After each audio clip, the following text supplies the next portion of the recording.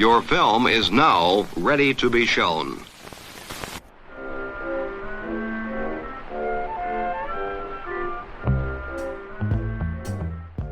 Good morning. I'm Justin Hendricks, editor of Tech Policy Press, a nonprofit media venture intended to provoke new ideas, debate, and discussion at the intersection of technology and democracy. This week, RightsCon, which bills itself as the world's leading summit on human rights in the digital age, descends on Taipei. According to the Freedom House Freedom on the Net survey, Taiwan hosts one of the freest online environments in Asia, in part because of its, quote, vibrant and competitive democratic system. But the beautiful island country faces its own challenges, and of course it lives each day under the specter of an aggressive authoritarian regime that interferes in its politics both overtly and covertly, and may one day attempt to take its freedom. To better understand the dynamics in the civil society community working on digital rights and tech policy matters in Taiwan, I spoke to three individuals. My name is I-Chen. I am a HR program officer for Article 19. Article 19 is an international nonprofit organization that works on promoting freedom of speech and also information integrity, and I'm based in Taipei. My name is Grace. I'm working at Judicial Reform Foundation, JRF, which is a pro bono lawyers CSO in Taiwan. I'm currently the director for global justice and digital freedom, and it's great to be here. I'm Kuan-Ju Chou, and I work for Taiwan Association Human Rights, and you can call us TAR. And TAR is a member-based nonprofit organization in Taiwan. And we do many different human rights issues like refugee rights, rights for assembly, and rights for housing, and about digital rights that we focus on privacy, freedom of information and expression. I'm working as the Deputy Secretary General. I'm so pleased to have all of you here, and I'm very pleased. I hope to meet you in person at RightsCon in Taipei. I've had the opportunity to travel there twice before, and very much looking forward to both being on the island, but also in the community of folks who are concerned with human rights and with internet freedoms.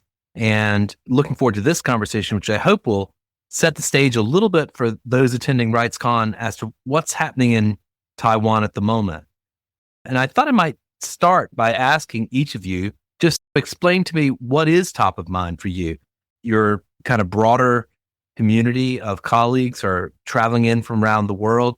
They're bringing their own concerns, of course, and going to be talking about a range of issues that cross the planet. But what is on your mind about what's happening in Taiwan right now that you want people to leave understanding? Kuan-Ju, perhaps I'll start with you on that.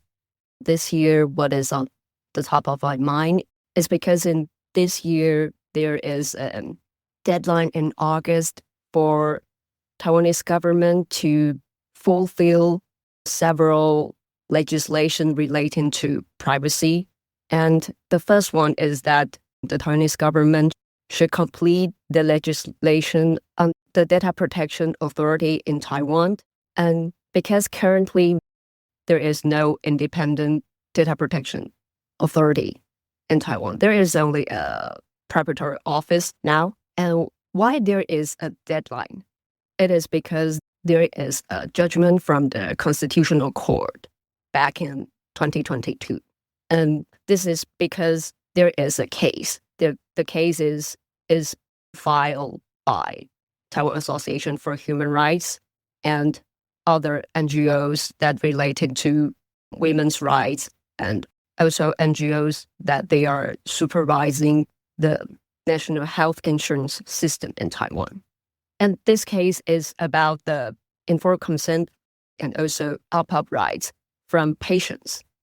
So currently, we also hope that in August this year, I think there might be three legislations that focus on the general data protections and specifically on secondary use of health data and also social welfare data to be respect patients' rights, because it is not only for patients and health data that we knew several years ago that this kind of data can be linked with other data. These drafts are currently not in the parliament. So they are just inside the ministry or inside the administrative yuan in Taiwan. So that we hope that the version come about from the administrative yuan or ministry is rights-based, have enough rights-based protection enough. And we also hope that currently Parliament in Taiwan will support that people's consent and about rights, and also support Data Protection Commission or other data protection authority to have enough tools to both supervise the private and also public sectors. We think that it is very important to supervise the policy, how the public sector use data, but also how they are setting policy for secondary use or other use of data that is in a very, very massive scale. I suppose I'll come to you next, I-Chen. You've been working on a variety of different things. I know you're, concerned about cybersecurity and the kind of balance of cybersecurity versus human rights, particularly when it comes to resisting Chinese influence on Taiwan. What is top of mind for you headed into RightsCon? I think this will be a good opportunity for international audience to visit Taiwan at this time, and particularly, I think they will have the chance to witness the firsthand of how Taiwan is under the attacks, at least kind of digital threats, and how the society as a whole respond to these threats. So to provide a clear picture, Taiwan suffers various forms of digital threats, including the gray-zone tactics from PRC that include cyber operations or information manipulations. And Taiwan has actually been rated as the country most affected by the disinformation for the 11th consecutive year by the VDEP Institute. And in terms of cyber attacks, we have 2.4 million cyber attacks on a daily basis, according to the statistics from the National Security Bureau. So we do have a lot of attacks, but at the same time, I think government and the civil society collectively showed a lot of resilience against these kind of threats. And I think it will be a very good example of how one society walks a fine line between the resilience against external threat and also try to ensure its commitment to the human rights. And Grace, how about you? Headed into RightsCon, what are you working on? So my concern would be that, of course, with the big context of China and the general Western democracy and the dynamics between China and the so-called Western democracy countries. So Taiwan, politically wise, has been framed as a little bit of an idealized version. It's quite sad. Of course, we would love to say we are a free and rule of law democracy, and we, of course, colleagues here are all working on that. But that's definitely a work in progress, and it's a large struggle. And actually, pretty interestingly, especially when the government tries to polish image as being almost like a role model of democracy, especially in Asia, which in certain sense misrepresent the reality of Taiwan society, of the power relationship between the government and the people and the capitalism domestically and internationally. In short, the struggle in Taiwan is real, and there are a lot of common issues worldwide that we share. Of course, with the Chinese so-called influence, is a more like a case study, an intense case study, but it would be a pity and a misframing to only think of Taiwan only in the context of China and in the context of disinformation, in the context of we are almost like a role model of democracy, regional-wise, worldwide, because that would actually stifle true progress domestically, and it is happening. So I understand for RightsCon to be hosted in Taiwan, we still feel happy and privileged, but as a CSO worker, we would like to shout out and tell the world, this is not a perfect place. We share the same a lot of same issues. And even if we don't, some of the issue is not that common, fundamentally, there could be a lot of commonplace that we could work together. And in that sense, JRF, Judicial Reform Foundation, the organization that I work in now, we strategize in reserving at least 80% of our effort in long-term structural change. Around 20% of our effort and energy we respond to like current emerging situations. However, we consciously reserve lots of effort, energy, or resource in digging into the structural problems and try to deconstruct and construct together in a way that the means and the ends actually aligns, which means that the movement that JRF works on, which we like to call it, so there is a Bill of Rights in the USA history, and we borrow that idea and call it a digital Bill of Rights, which infer to this critical historical pivoting point where the old framework of law, the old framework of political, economical rules has to have a sort of a quantum leap where new ideas, new frameworks must begin to establish. And through what means?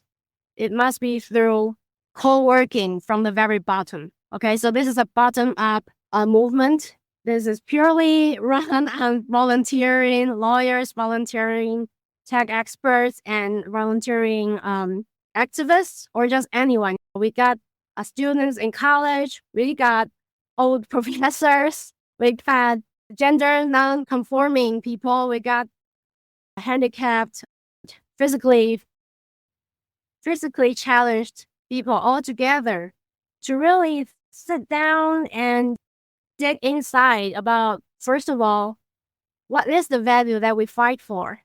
Democracy value could be a vague word, but what precisely is this fight? Is this a revolution or movement for? And when we begin to reform the consensus of this 2025, this moment, right? This historical moment, right? As of now, what is the real value that we actually fight for?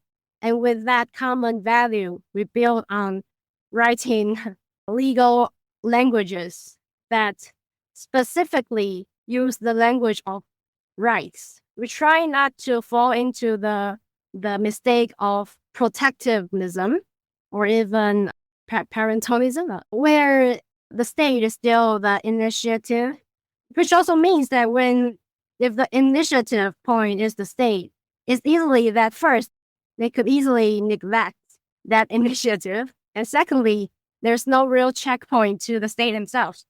So we try not to use protectivism, even in the issues where protectivism is commonly used, even now, is, for instance, children's right. So we use children's right. The children's situation of this new digital age, and also for physically challenged or even gender minority, racial minority, there's just too much protectivism, even for now, in approaching the so-called digital situation. So this is just an example of we're consciously trying to do maybe two fundamental things. First, this is a bottom-up process where we start with common value. We build from the very bottom. We're trying to establish pillars for future social constructions, and especially through the language of rule of law. And secondly, we consciously try to depart from protectivism, especially from the state, and instead we use the language of rights, the people's rights, and also the people's right, and therefore the state's responsibility, which is not only to protect, but also first respect people's rights, of course, and also not only passively, but also actively strategize for the people, by the people, and of the people. So I've heard three interesting things, and Grace, I appreciate that because you've put us in a kind of global context. You've addressed maybe a misconception that some folks who are reading Freedom House reports or VDM reports, we all have a picture of Taiwan, of course, as being at the top of the chart when it comes to both democracy generally and also when it comes to internet freedom and digital rights, things of that nature. But sounds like from Kuan-Ju's comments, from your comments, of course, things are more complicated and there is still a battle underway there in many ways that may look like some of the battles that are taking place elsewhere around the world. I-Chen, I do want to come back to threat from China, but I want to dig in just for a moment with all three of you, I hope, on the kind of nature of the civil society sector there. One of the things, and again, Grace, you'll correct me if I'm wrong, but the story on Taiwan from outside is that you have a unique relationship between various civil society organizations, between academia, between the government, that there are more channels for communication, that you've got better platforms for conducting democracy, and that there is more of a kind of healthy civic environment for addressing some of these questions than perhaps we have in, as you say, other Western democracies. Certainly, I'm speaking to you from the United States. There are a lot of people here wondering if we're a democracy anymore. Perhaps the grass is greener from where I sit at the moment. But let me ask each of you that. Do you have a sense right now that what you have is, while not perfect, are there things about your current circumstances that you admire, that you think people could learn from without tipping over into perhaps giving off a false impression that nothing is wrong? I like to follow up when you mentioned about the score of our Freedom House index, whether it's index for democracy, index for online freedom, and not only Freedom House, globally, there are a lot of indexing ranking work. And I happen to have worked on those before, just quite recently, and what I could share, and I believe there's a blind spot when people begin to read those, is that all these index are in relativity. Okay, it's relatively fine, relatively okay. Yes, Taiwan is definitely relatively okay than a lot of other society. We appreciate that. But my experience in working on these global indexing is that, let's make it an abstract example. Let's say the actual freedom on the internet situation decreased by 3 points of score. Okay. However, let's say in China, a lot of those indexing, they already got 0 points, maybe 10 years ago. But of course, this year is worse than 10 years ago, but it still keeps the 0 point. You can understand that? So the bottom line has decreased. So the seashore has receded like 10 kilometers, 20 kilometers. And therefore, when Taiwan or other so-called more democratized society, we also recede. But relatively, we recede relatively little than others. And with those kind of methodology, when the 0 point is still the bottom line, we get popped up. So the truth is, Taiwan is not improving. The situation in Taiwan is worse. And in the same logic, I would say that the whole world, every country, is not improving. We are losing our battlegrounds. It's only because other more challenged place gets even worse situation that on face, the score looks like, 70, 80, 90 points. It looks fine. No, it's not. It's just relativity. And I guess this is also a good message for people who's going to come to Taiwan to understand the real situation. So what we could learn from Taiwan's experience is to, in the perspective wise, look at who is actually working to improve. Okay, it is not the state, it is not the government that is trying to work on improving our freedom situation. It is the civil society. And the reason why the Taiwan civil society prosper again relatively is that we've been through authoritarianism quite recently. The current authoritarianism ended around, let's say, 30, 20 years ago. It depends on how you define authoritarianism, right? But it is short history, and therefore the civil society cherishes what we have now. And we still got that. First, we still crave for freedom. Secondly, we still have the skill to push forward. Because we just did the drill, we just did the fight quite recently. Those who fought for the last big war is still around here. And therefore, the young people could still learn from the senior activists. And all of us crave for freedom, and quite in some way, thankfully, to China, to Xi Jinping, that presents an immediate threat. Because we know that any second, China might take over Taiwan. Any second, we might lose freedom. So we have that very conscious, immediate urge and the need to act. It is a civil society that's doing the work, and quite often it is the government who's taking the credit and actually pushing against civil society. I-Chen? So just echoing one of Grace's point, I think it is quite remarkable for Taiwan as a young democracy to thrive as a democracy in East Asia, and how it maintained a degree of a relatively high degree of freedom in this region, while trying to counter a very real foreign threats from China at the same time. A lot of the countries, when facing external threat, would turn to a degree of securitizations, or they will limited their freedom in certain ways. But I think Taiwan, in terms of countering foreign threats, has been successful a lot of due to the efforts from the civil society. For example, when we are trying to counter the foreign information manipulation and interference, a lot of the efforts actually built upon the success of the civil society and not from the government side. Government has done their share, but a lot of the trust and the alliances and the collaborations are actually done by the civil society.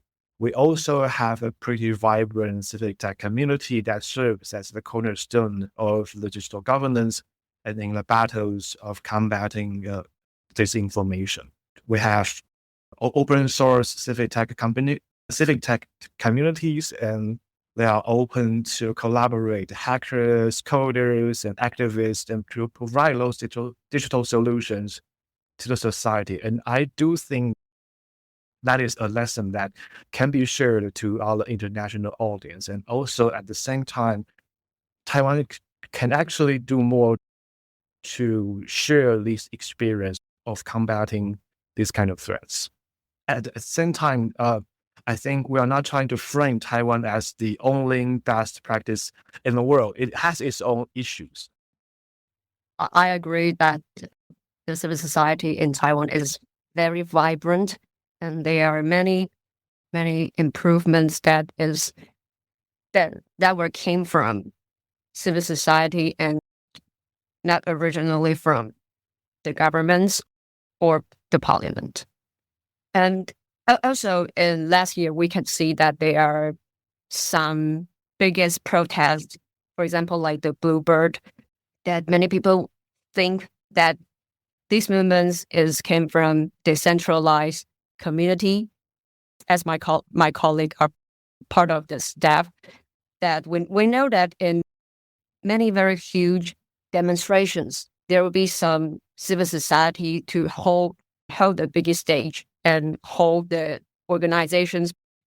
But I personally are very happy to know that people will not put this, put this glory to certain NGOs or certain personal hero. I think this is a civil society's improvement back to compared to the 2014's Sunflowers. There are differences during this year. So I think it is an improvement from civil societies. But on the other hand, I have other expectations from parliament and governments. Personally, I think these two bodies she came from a more healthy relationships with different communities and civil societies, and not just because in Taiwan most of the time we use freedom of information and to know how the government do or how some private sectors how they are using data. I think they are more improvement based from government and parliament sides that they can put more trust in civil society to let citizens more actively join the supervision to how government or private sector using our data. Can I just follow up on what Kuan-Ju just said? I think while Taiwan's model has been praised as more grassroots based, more decentralized, I think it also has a different side of the stories. For example, in our upcoming report about how China influences the cybersecurity norms in the Indo-Pacific region, we interviewed the digital experts, the experts of cybersecurity in Taiwan.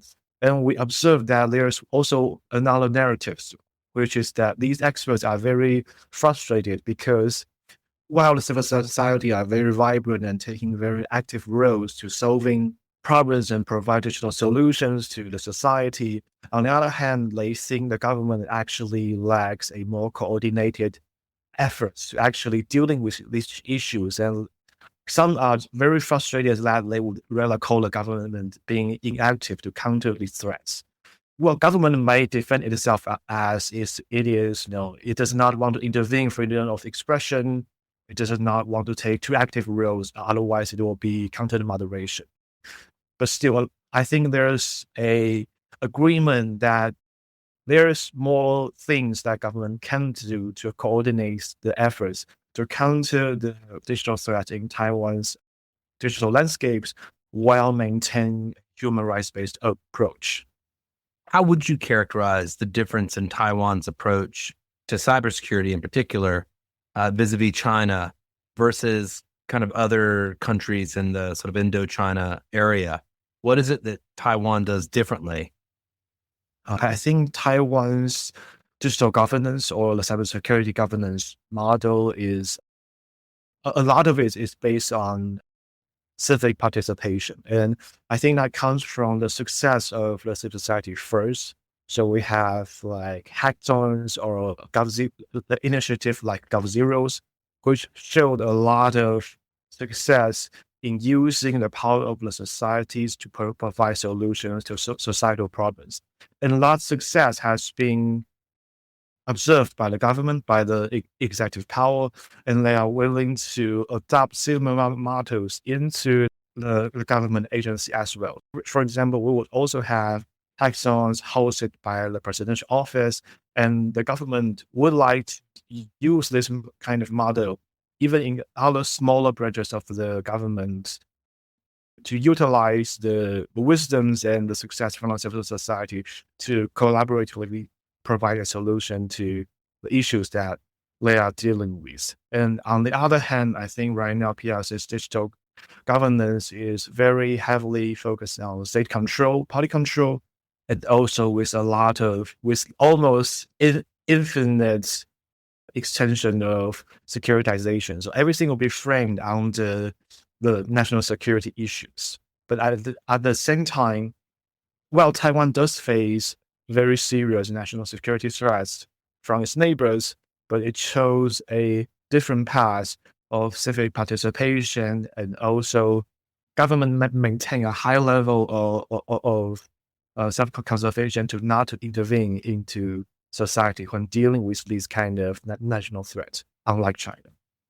Kuan-Ju, I want to put a question to you based somewhat on what you were telling us at the outset about some of the challenges you've got there in dealing with the kind of intersection, it sounds like to me, I want to make sure I've got this right, between people's personal health data, private sector players, which might be acquiring that data, the government, on the other hand.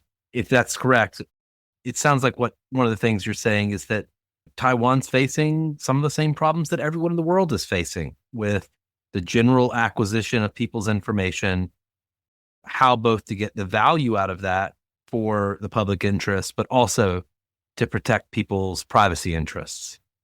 This both simple and very complicated questions, because I think in Taiwan that most of the time that people will ask a question is this kind of data leaked? But what we are saying that is that currently we don't have evidence that the health insurance data is leaked or not. And that I don't think it is the most focused questions, but people care about security. And in Taiwan, that also the government. Most of the time that when TAR are asking data protection system, data protection mechanism, that the government will say that, oh, the cybersecurity or the information security are perfect to protect this kind of it. But security and privacy are different concepts. So we are talking about different issues. But in Taiwan, that most of the time that the government or some people will put these two concepts together. So if there is no data breach, if there is no leaks, that many people will think that it is not a problem. And another problem is that when we are talking about the misuse or manipulation of personal data, that people might think that there is no real harm.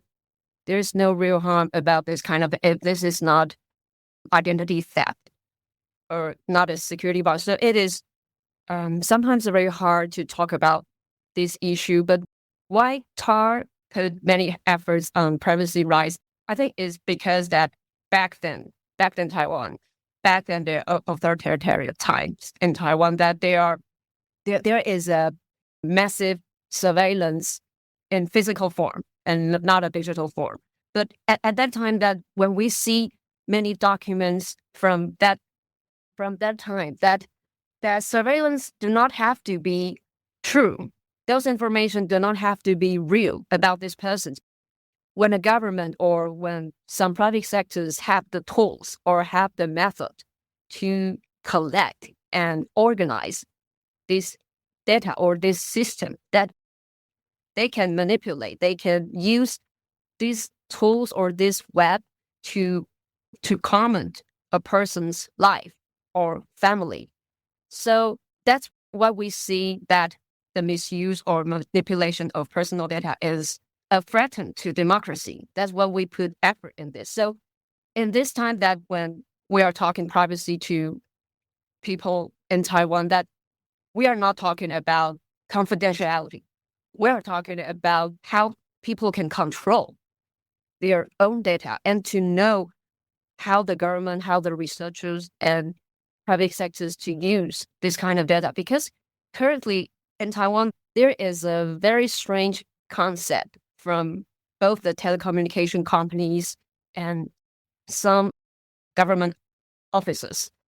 The concept is that they think that if they put a personal data into the identified data, so they don't have to give out the legal basis of how they can justify they can use this personal data, because they are thinking that if the data is the identified, so there is no personal data, so they do not have to obey Personal Data Protection Act in Taiwan. But it's very tricky, because the first is that how the controller can process this data, no legal basis for them.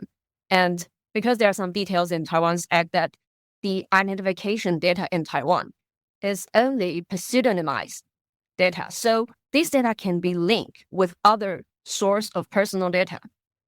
If this is just an incident that we saw in last year, that there is a politician, and now he is a legislator, that he claimed that she got data from telecommunications, and he can use this data to analyze 2 different protests, what kind of people are in it.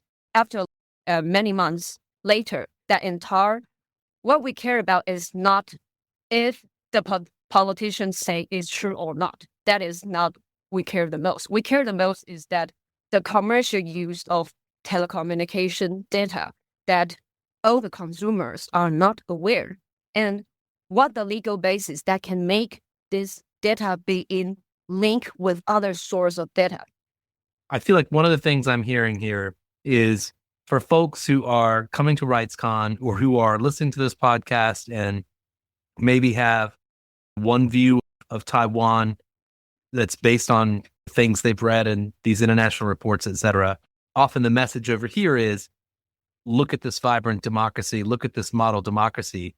I think one of the things I've heard tonight is there are a lot of lessons to be learned from Taiwan, which are more drawn from, or perhaps better understood through the lens of its recent struggles with authoritarianism, perhaps than simply by applauding it for its recent history with democracy.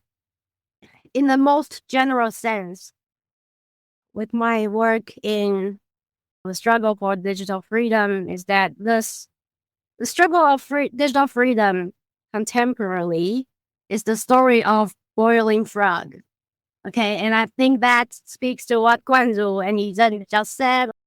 The government hasn't really targeted me yet, right? That is all the yet that kind of gave the leeway to the government to actually do anything or actually not do anything that's harmful, right? So if we think about the boiling frog metaphor, is that it all goes like gradually, and it's also a story of global warming, right?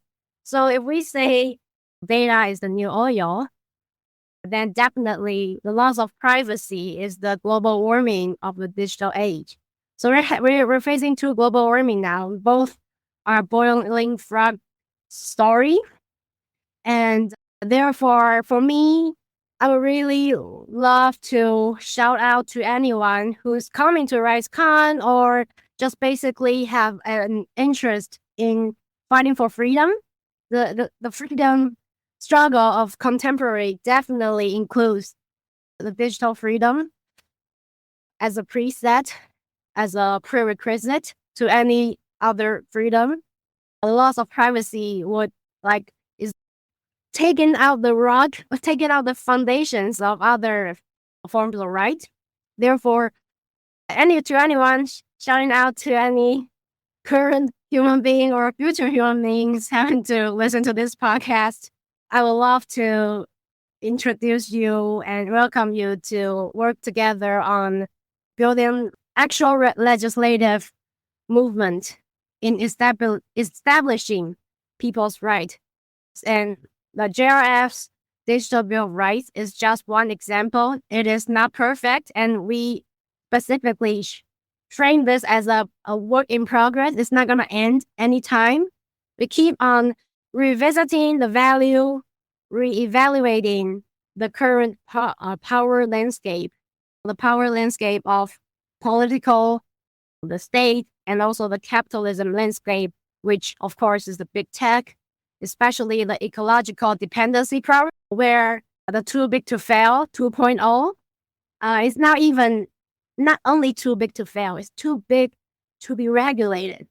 By the time that some form of regulation is suggested, quickly all the lobbying side, legal side, all the army just come and nip the bud. So we have to make sure that current people, future people keep on making new buds, so they can catch up on us, right? So we work together. This is again for the people, by the people, of the people. This is a movement for everyone, and I personally look forward to meet everyone, all of you in RightsCon. I understand the current situation doesn't allow people to fly now because of the new American political landscape. But anyway, if you can find JRF, you will find a lot of truly dedicated human beings that care for freedom. I think the opportunity of RightsCon is really valuable. And I just want to highlight, I think, through more like recommendations, but more like the things I would like to highlight. I think the RightsCon is a good opportunity as a reminder to the international community that by standing with Taiwan and advocates for Taiwan's participation in global and digital governance discussion is very important, because I think that will only strengthen the international coalition against authoritarianism, but also means that Taiwan's society and private sector actors which are very advanced in their own skills can actually contribute more into the discussions of how digital rights is moving forward and participate in these international forums, especially those who are related to the technical standard setting, which are the new battlegrounds for authoritarian actors.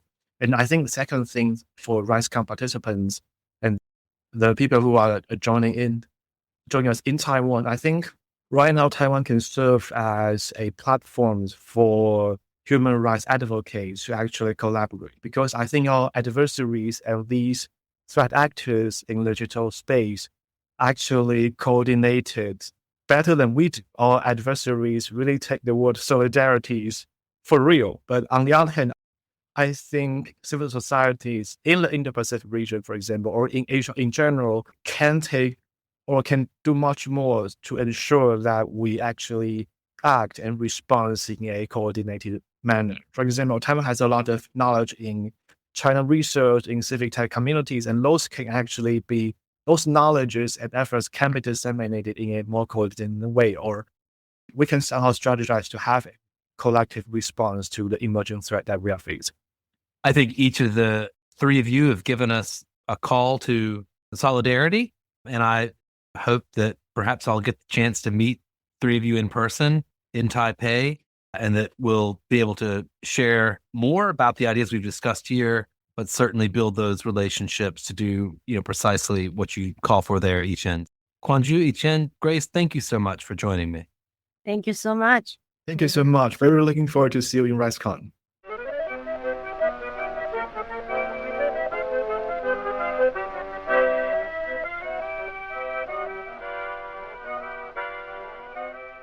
That's it for this episode. I hope you'll send your feedback. You can write to me at justin@techpolicy.press. Thanks to Michael Castor at Article 19. Thanks to my co-founder, Brian Jones. And thank you for listening.